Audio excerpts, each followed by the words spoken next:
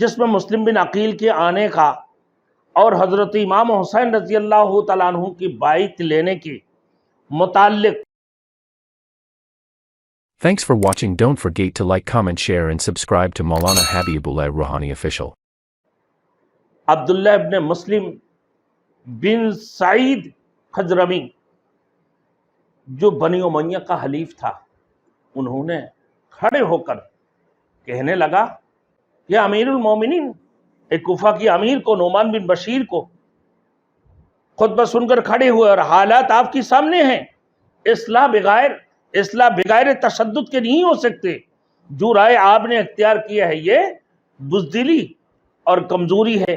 نعمان بن بشیر جواب دیا کہ میں اللہ تعالیٰ کی اطاعت میں کمزور اور بزدل سمجھا جاؤں گا.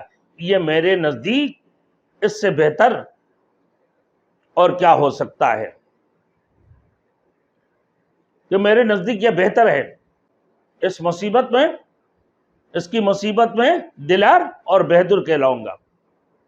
اور یہ دیکھ کر خود عبداللہ ابن مسلم نے براہ راست ایک خط یزید کو بھیج دی، جس میں مسلم بن عقیل کے آنے کا اور حضرت امام حسین رضی اللہ تعالیٰ عنہ کی بائعت لینے کے متعلق، یعنی تقریباً 18,000 لوگوں کا بائعت لے چکے تھے، یہ واقعہ ذکر کر کے لکھا کہ اگر تمہیں کوفہ کی کچھ ضرورت ہے، کوفے کی،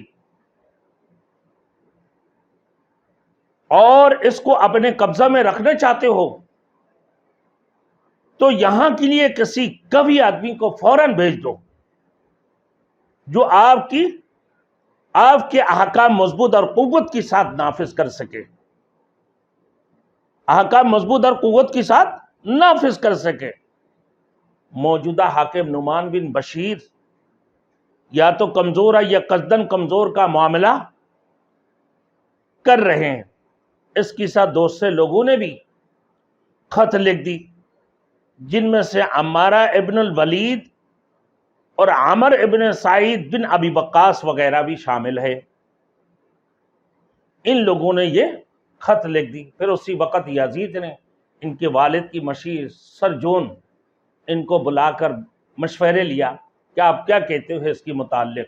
نعمان بن بشیر کے متعلق یہ خبر آیا کہ یہ کمزوری دکھا رہا ہے یا پھر ان کی حمایت کر رہے ہیں، نہ کمزوری کا معاملہ ان کے سامنے کر رہے ہیں یا پھر کمزور ہے. تو اس کے متعلق آپ کا کیا رائے ہے؟